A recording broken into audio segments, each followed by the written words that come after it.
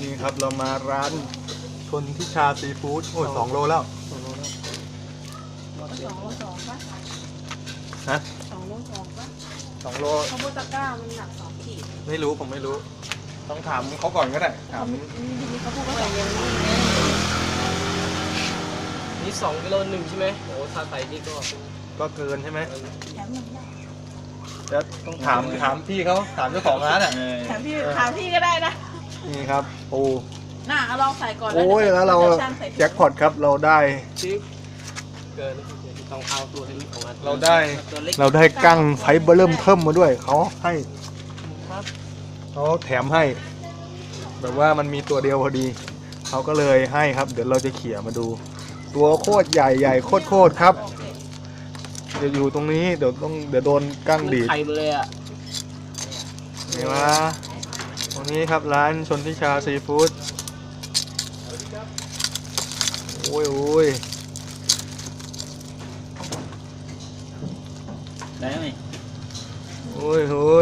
เดี๋ยวจะให้ดูกั้งตัวใหญ่เลยไซส์ใหญ่ ได้แล้วครับ ขอนี้เขี่ยได้ไหมครับ ได้ดู นี่ครับโอ้ดูใหญ่มาก เขาเรียกว่ากั้งกระดาน กั้งกระดานครับกั้งกระดานตัวนี้เข้ามาเฮ้ยอย่าไม่ได้ห้ามออกนี่ครับโอ้โห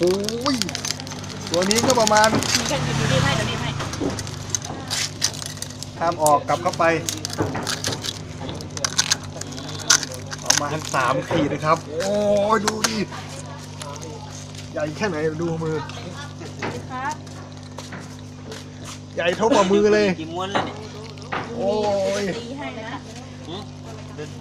จะตีให้ ไปแล้วครับ ตามกล้อง ตอนนี้เราสั่งกั้งโลครึ่งปูอีกครึ่งโลเป็น2 โลชนทิชาซีฟู้ดมานะครับถ้าซื้อสดจะถูกกว่าทำถ้าซื้อทำก็จะแพงกว่าแต่เราก็ต้องไปหาของทำเองอีกให้วุ่นวายนี่เรายอมครับเพราะเรามีแม่ครัวแม่ครัว ทำหรอก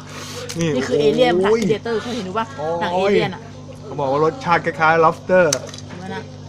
ไม่รู้เหมือนเปล่า เนื้อบอกให้เนื้อมีอยู่แค่เนี้ย ไม่เป็นไรเราชอบทรงมัน หนัก ไม่เป็นไรช่างหัวมัน